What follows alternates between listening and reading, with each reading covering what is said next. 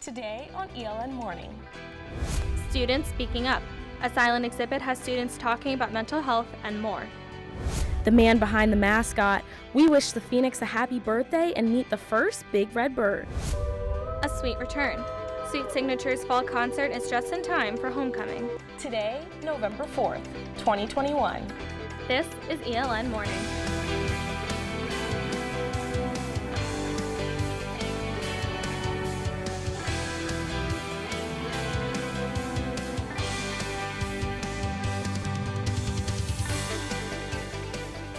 Good morning and welcome to ELN Morning. I'm Naomi Washington. And I'm Caitlin Rundle. Thank you for waking up with us.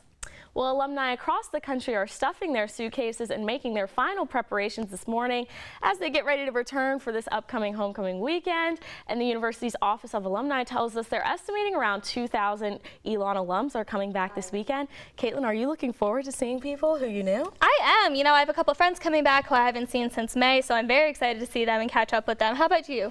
I'm excited for the tailgating, the networking, all of that. And while some are traveling back home from afar, others don't have to travel at all. Our Haley Phelps spoke to alumni who now work on campus. I have the privilege of knowing Elon in a lot of different capacities, and for me it has led to every opportunity that I've had in my life. 2012 alum Shanna Van Beek loved Elon so much that she came back to work at the Global Education Center. Van Beek says that while the physical campus has changed since she graduated, its values are still the same. It's all about the students at the end of the day, so that hasn't changed and that won't change. But what has changed is we have new buildings. Elon Professor of Human Service Studies, Monica Burney, graduated in 2003 and says she cherishes her opportunity to make the Elon student experience just as meaningful as her own. I grew up here and I added value to my life experience here.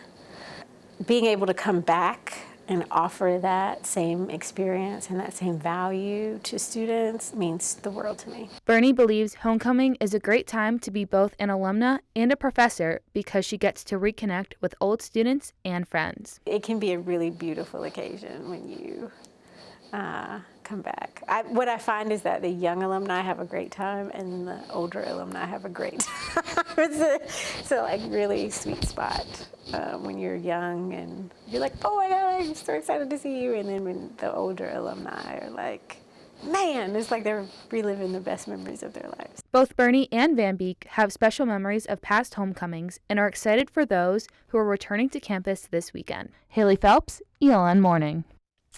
We'll have more homecoming coverage all throughout the show and complete coverage throughout the weekend on elonnewsnetwork.com. Today begins the celebration of Diwali, a Hindu holiday that celebrates good over evil.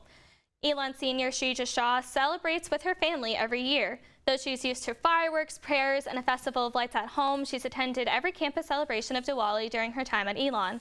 She says it gives her a different perspective. Anyone can just come and they're celebrating, and it's awesome that they're learning about the culture, but they're not coming for the religious aspect of it, whereas at home it's a lot more prayer oriented, and we're celebrating because we've grown up celebrating this.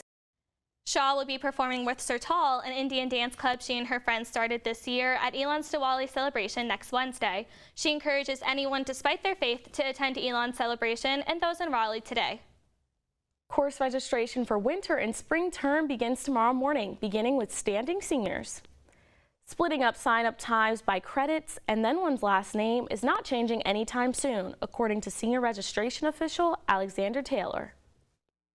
Students that will be graduating earlier should be able to get access to the courses that they need to compared to a first-year student with no credits, that they have more time if they aren't able to get in the classes that they need to.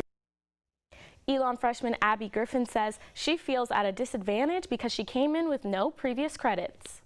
It's really stressful coming into Elon, having to really do it on your own for the first part. Obviously, I have an academic advisor helping me, but just doing the whole process, it's really stressful.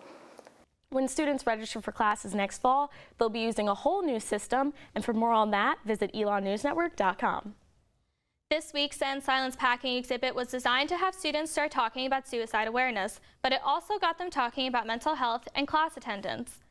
In response to the university's social media posts of the event, Junior Kennedy Boston says professors should consider being more flexible about attendance to allow students to take the mental health days they need. Currently, the university leaves it up to departments to make their own attendance policies. Moving away from a punitive attendance policy as an entire university, and I think that has to come from top down, and I understand that you have to encourage your students to come to class some way, but I think that's where we have to start questioning, well, why do we have to be so punitive? Even though Boston says there's more that can be done, freshman James Hemingway says the new Timely Care program is helpful. I did find the text, the chat thing, to be really nice, because I know that is a big thing coming up in therapy, online services where it's an immediate feedback. So I do agree that was definitely a good short-term solution. To learn how to access Timely Care, visit our website, elonnewsnetwork.com. And coming up, we met the first ever Elon Phoenix. That sits over in the corner and, whatever, but.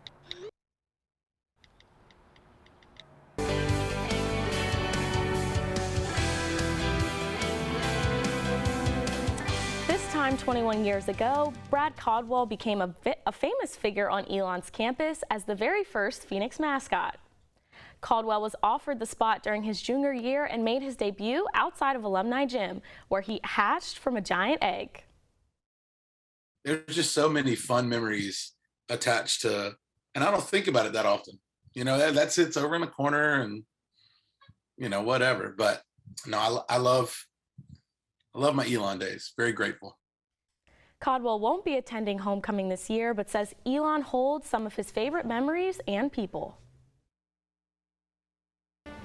Catch the fire.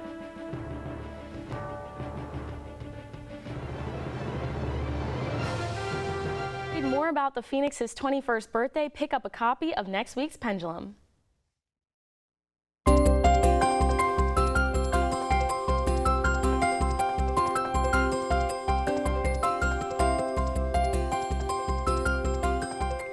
Well, Caitlin, it was cold today. Yes, I was walking out of my house this morning. I had to grab my heavier jacket. It is definitely getting colder out there. Yeah, and here to tell us about it and joining us live under the oaks is our Betsy Schlehuber. Betsy, good morning to you.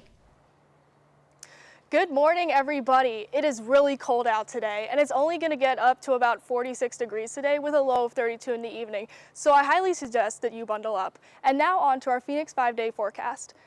On Friday, to kick off homecoming weekend, there'll be a high of 56 degrees with a low of 31. And on Saturday, there's going to be a high of 57 with a low of 34. And on Sunday, to end homecoming weekend, there will be a high of 61 and a low of 34. And on Monday, to kick off our work week, there will be a high of 69 degrees with a low of 39 degrees. And on Tuesday, there will be a high of 74 degrees with a low of 44 degrees. So as the week goes on, the temperatures are going to improve, which is probably a good thing. That was your Phoenix 5-day forecast. Now back to Naomi and Caitlin in the studio. Betsy Schlehuber, live under the oaks. Thank you so much. President to talk homecoming and more.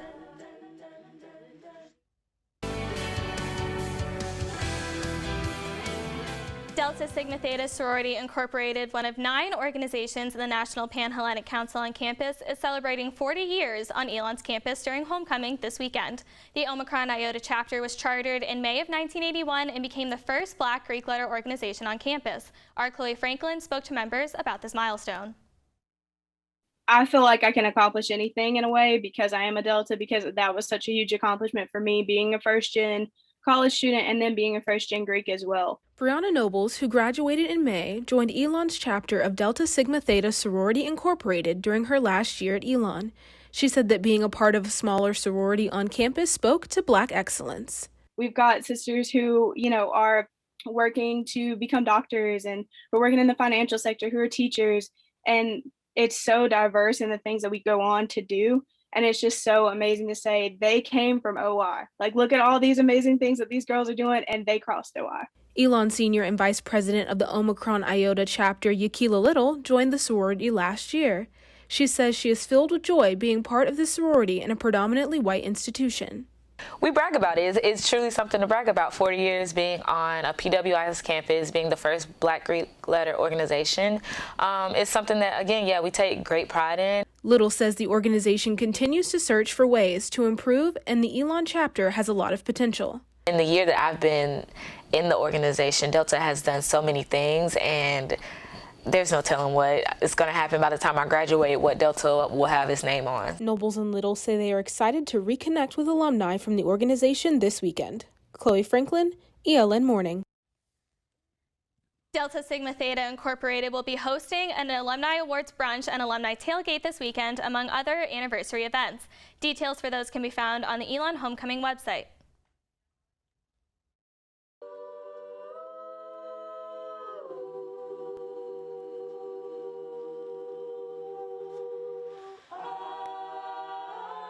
You just heard a preview of Sweet Signature's fall concert tomorrow night, and now joining us live in the studio is President MARLEY VIDMAR.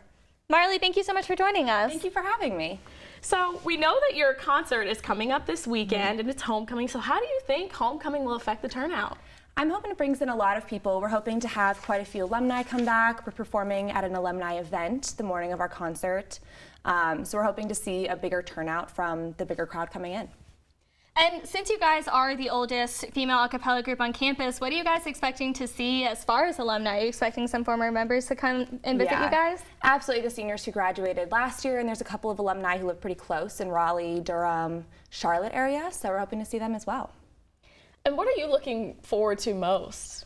I'm hoping for it to all come together. It's a long process, especially this year coming back from COVID, so I'm just excited to have a very polished, finished product. How long have you guys been rehearsing for? Since before school started, so this summer, which is quite a long time now. Wow, well, amazing. We're looking forward to seeing it, seeing you guys in concert again. Tickets being sold today and tomorrow in the Mosley Student Center. The concert starts at 8 p.m. tomorrow night in Whitley Auditorium. Well, that's all the news we have for you this morning. Thank you so much for joining us. For all the news you need to know, visit our website, elonnewsnetwork.com. And keep up with us on social media at Elon News Network. Have a safe and happy weekend, Elon, and happy homecoming.